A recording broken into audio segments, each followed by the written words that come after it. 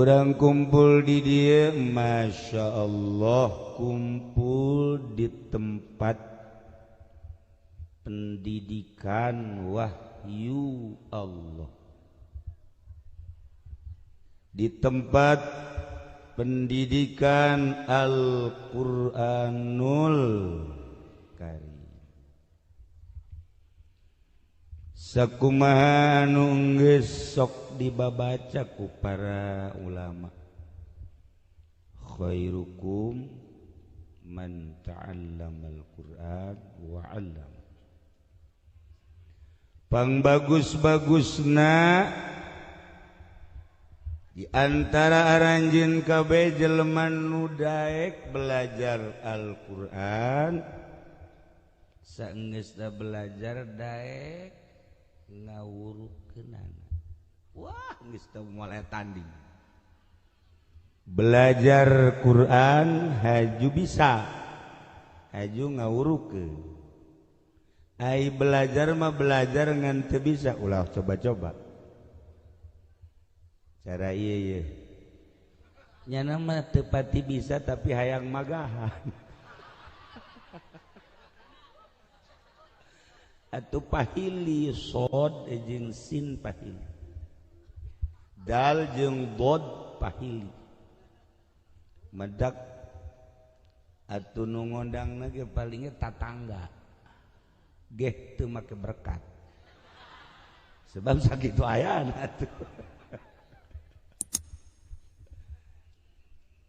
Nah iyalah urang di tempat Al-Qur'anul Karim, Allah ngajelaskeun, Masya Allah indah luar biasa. Innal ladzina yatlunal kitaba wa aqamus shalah al-ayah. Sanyana jelema anu maraca Al-Qur'an, belajar narapi makharijul hurufna ditambah ku variasi-variasi zainul Quran, jang supaya betah maca Quran. Ku urang sorangan ai bagus makan betah, suarana bagus, makharijna bagus, lagamna bagus, atupan betah 2 jam 3 jam ge. Haju nu ngadengekeun ge betah cara budak leutik tadi tekan ngeunaheun. Coba MTQ jeung ieu duaan. Nu ieu karak lahir maca Quran, nu ieu tere balik ka ditu. Sok adukeun geura ge.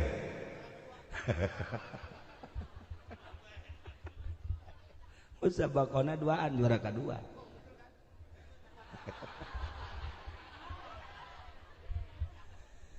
Nu mantak nu tadi mah bagus dididik belajar alifna ge lempeng. Mantak awewe mah resep mun alif lempeng.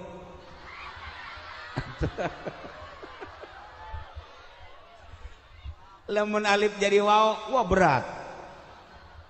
Nah, jadi jelas kan alifna, ba'na dan selanjutnya. Tuluy atuh divariasi make lagam-lagam. Kadenge da kan geunah. Coba ieu. Dengekeun coba.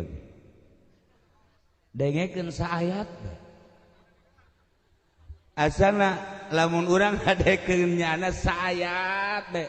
Nu tatadina urang lapar jadi seubeuh.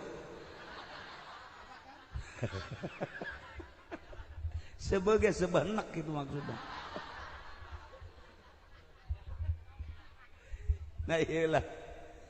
Innal ladzina yatlunal kitaba, sanyana jelema-jelema nu maraca Al-Qur'anul Karim bisa macana rapih diamalkeun, bentuk pengamalanana wa aqamus shalah ngalaksanakeun salat,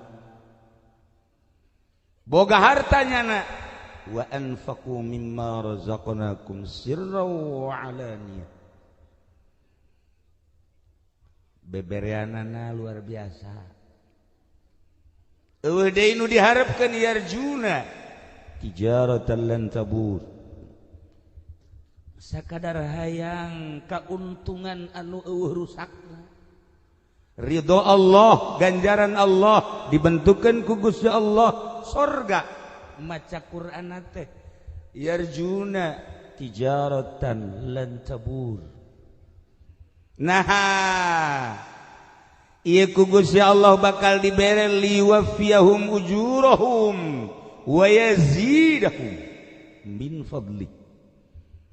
Bakal disampurnakeun ku Gusti Allah bentuk ganjaranana, ditambahan ku berbagai karunia-karunia, dibentukeun sorga. Tukang maca Quran nu rapih maca Qur'anna, tur ngarti kana maknana, diamalkeun, dibentukeun salat, puasa, zakat, haji dan lain sebagainya. Eueuh deui bakalna kasampurnaan nu bakal dibikeun ku Gusti Allah iwal ti surga. Ya Allah, ieu kabeh ahli surga ya. Ya di surga ya. Kahayang mah. Ya surga ya. Oh, atuh lamun lain urang resep kana maca Qur'an jam moal daek diuk di dieu. Moal daek diuk di dieu, urang ku sebab resep ka Al-Qur'an daek. Ngadengekeun ayat-ayat suci Al-Qur'an. Geunaheun sejuk perasaan. Tuh. Nah iyalah Allah teh apan meureun ningali ka jelema-jelema nu sok maca Quran, aju ngalaksanakeun, dibere ku Gusti Allah kasampurnaan ganjaranana. Kajen teuing aya dosaan dihampura ku Gusti Allah.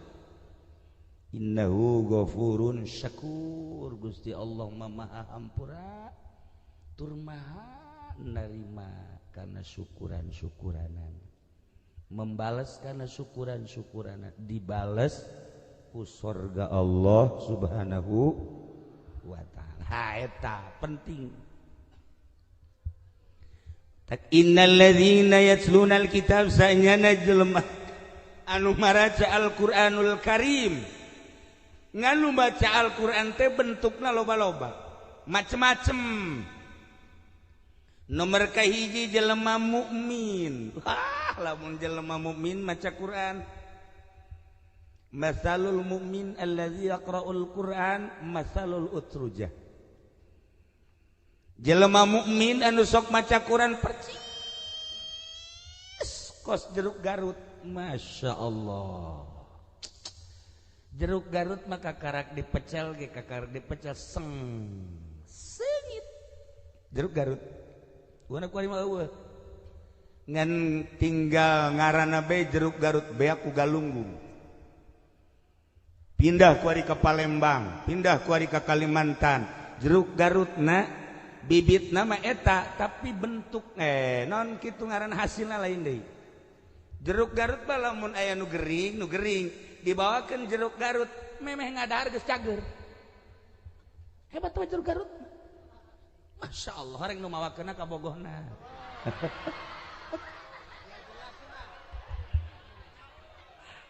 Cager langsung.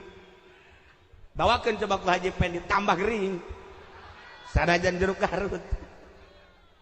Nah iya, jadi masalul utrujah kumaha eta? Ya Allah, jeruk Garut mah rihuha thayyibun wa ta'muha thayyibun. Angina ambeuna seunit, rasana ge amis. Iyalah jeruk Garut. Jelema mukmin anu sok maca Quran kaambeuna seungit. Ieu nu kadari anu sok maca Quran seungit. Coba ieu nu telok maca Quran buka kelekna. Enggeus pamajikanna ge embung hangrueun. Telok maca Quran buka kitu urang lamun boga pamajikan anu sering maca Quran teu kudu make nu sok disemprot naon? Baygon. Ieu tah. Ya Allah, nyahona nyana mah ka baygon doang. Ampura urang dieu teu nyahoan bangsa spray bangsa parfum teu nyahoan, nyahona baygon. Mantap ka dieu ge neuk ka dieu make baygon sret-sret.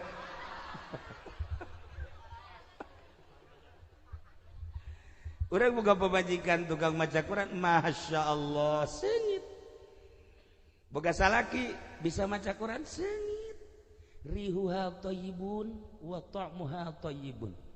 Ambeuna seungit terutama ambe maknawi.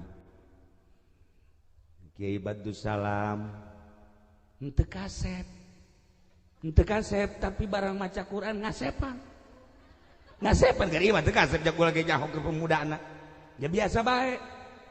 Nah Haji Pendi keur ieu kasep keur ieu mah kos dan Mendra tapi kuari barang tilok baca Quran atuh sarua jeung nu solear tilok baca Quran. Masya Allah tuh kan beda nusuk baca Quran. Rihuha thayyibun wa ta'muha thayyibun. Ngan maca Quran teh ya, maca Quran beda jeung khutbah. Quran aya lagamna, di antarana naon lagam Quran ngaji. Terus ih pinter oge budak keur kasurupan. Kasurupan kajen ngomong kage. Teu asli teu. Aslina mah teu bisa teu nyahoan. Nah, ieu kan aya lagam-lagam urang geuna hendeuk make naon lagam hek. Mangga bae. Nah, ai khutbah mah khutbah kula sok dilagamkeun. Khutbah mah kan mituturan. Kula sok sering nikahkeun ka Serang, loba kori kan, Pandeglang, Banten. Eta biasa maca khutbahna ge make lagam. Alhamdulillah nahmaduhu wa nasta'inuhu wa nastaghfiruh wa na'udzu billahi min shururi anfusina wa min sayyiati a'malina.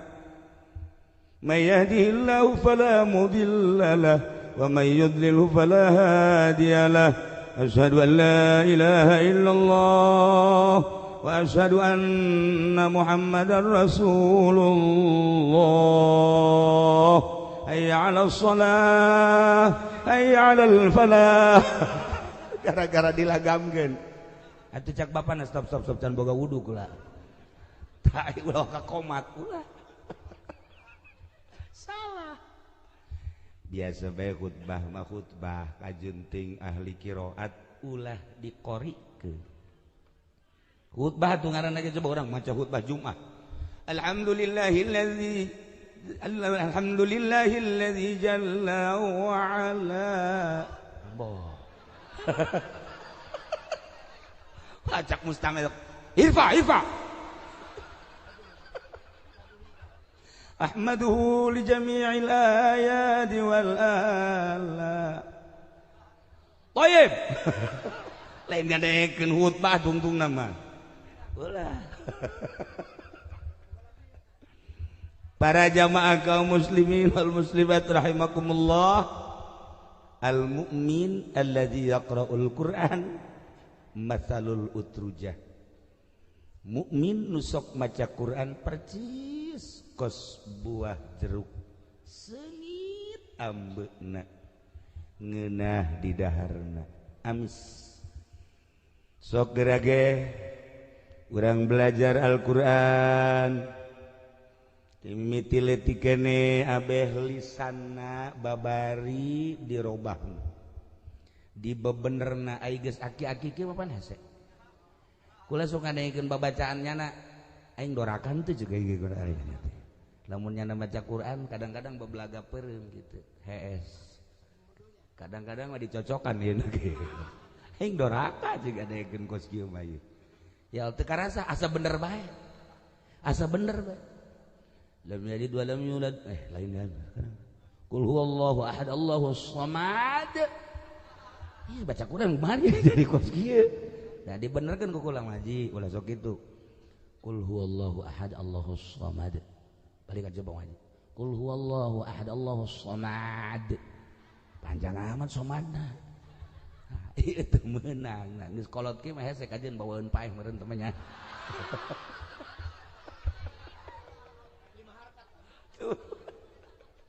ya Allah ya Rabbi.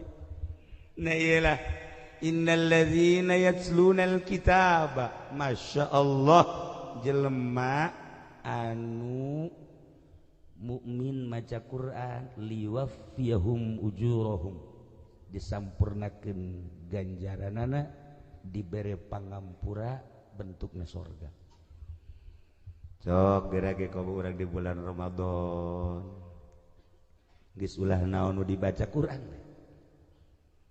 Sabar aja na kiai sapoena ulah loba-loba 6.660 ayat. Sampai sapeting teh ulah loba-loba.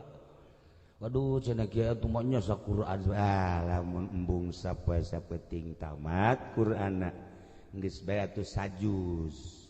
Jadi berarti sapoe sajuz geus 30 poe saku Quran. Sanggup ngaji? Sanggup. Awas mun teu purut.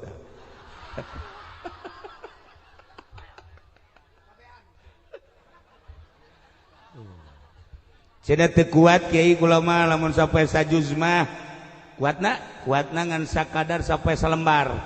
Ieu lamun sapoe salembar insyaallah lah meureun aya sataun mah tamat. Tuh masalah geus. Teu kuat cenah salembar ge. Kuatna saayat tuh masalah. Saayat geus.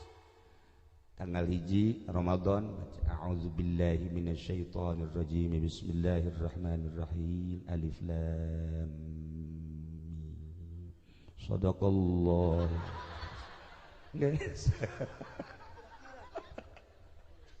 isuk tanggal 2 a'udzubillahi minasyaitonir rajim bismillahirrahmanirrahim Dzalikal kitabu la raiba fihi hudal lil muttaqin. Shadaqallah. Oh masalah. Ini sapoe saayat insyaallah 60 tahun karak tamat. Jadi tere isukan paeh tamat. Anu penting maca cek Kangjeng Nabi ulah datang ka dikosongkeun. Sapoe na baca Al-Qur'anul Karim macana jam sabaraha ki ana al-lail wa atrafan nahar eta teh bahasa kinayah artina sapoe sapeting ulah dikosongkeun ana al-lail komo ti peuting ya ieu mah atuh geus bariasa urang mamaca Quran supaya leuwih mantep supaya leuwih kageuing eueuh hiji waliullah anu tara maca Quran balae ngan nya nama teu kayahoan maca Qur'anna sok loba nu memperhatikeun ka Haji Pendi ge Imam Haji Pendi siraha maca Quran henteu nya nama teu kanyahoan tilok kanyahoan nu jelas teu maca teu kanyahoan urang lamun memperhatikeun Habib Lutfi iraha maca Qur'anna unggal poe nyana dakwah, unggal poe nyana katatamuan, unggal poe nyana berpikir negara, berpikir kumaha ieu umat, berpikir kumaha ieu ulama, berpikir kumaha ieu pondok pesantren. Encan pernah bae urang ka Pakalongan nyana keur maca Quran, encan pernah di mobil sugan maca Quran, encan pernah nyana ka Cilongok sugan ngaderes Quran, encan pernah teu maca Quran nyana mah. Zahirna horenganan nyana mata sapoe sapeting teh tamat. Kumaha macana? Atuh wallahu alam tanyakeun ka nyana ka ditu. Atawa ka ieu tanyakeun Mang Haji. Kumaha macana sih Mang Haji tilok kadeuleu maca Quran kumaha macana tanyakeun ka nyana. Paling ngajaknya atuh aing maca di mana? Gus Dur teh hafizul Quran ti umur 15 tahun.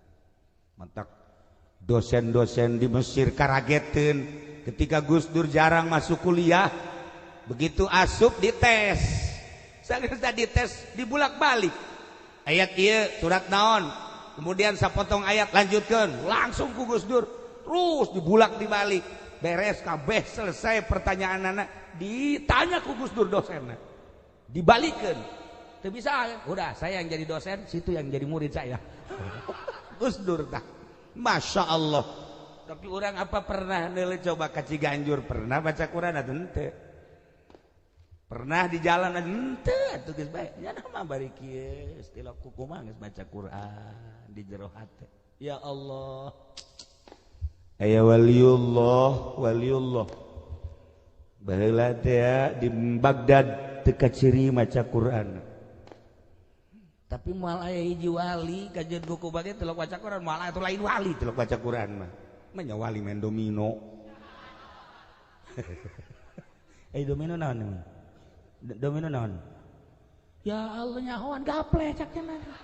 Berarti ya budak bandar berennya. Tah. Wali Allah teh kan kadang-kadang hukumanana berbeda lantarannya nama geus lain make fikih. Make hakikat. Geus teu kahartieun. Mun nyebut Allah beda jeung urang, mun ngahukuman kadang berbeda. Ulah segede wali nu baheula segede Gus Dur ge kamari dipermasalahkeun. Wari ge hampir-hampir Habib Lutfi loba hal-hal anu aneh. Kamari peuting pisan kula balik ti mana? Balik ti Kresek ditungguan ku Habib ti Kudus. Sugan kula Habib biasa teh masyaallah horeng Habib anu hese kapanggih. Mamangna Habib Ja'far. Jana mah hese anak dage mun hayang manggihannya hese. Hese lain lalagaan. Nyana nungguan ti jam 10 kula balik datang ka ditu jam 12 lewat. Kula balik ti dia jam 12 datang ka ditu berarti jam setengah 2. Nyana nungguan ti jam 10 tapi teu ngomong naon. Nungguan we. Nah, ngobrol. Gitu ngobrol Masya Allah. Lap-lapan ieu. Kadang-kadang kos nyambung, kadang-kadang tegas apal kula ieu mamangna Habib Ja'far pan Habib Ja'far hese diajak ngobrol. Ieu ge sarua, keur peuting teh sampai jam 3 ngobrol jeung manehanana. Nah eta teh ahli Al-Qur'anul Karim. Teu eureun-eureun maca Quran jeung maca sholawat. Tapi teu kanyahoan tilok kieu maca Qur'anna sebab geus aya di hate. Geus aya maca tah mantak ke Qur'an teh ya. Kuari simpen di jero hate. Abeh urang kadeleuna mah urang teh kieu nyantai horenganan keur ngahayal. Iraha nyandung ya. Insyaallah. Ieu maksudna geus kolot ge hayang nyandung mah tolol. Geus kudu rumasa sih geus kolot kos kitu mah. Boro-boro normal nu di imahna ge geus nyahoeun.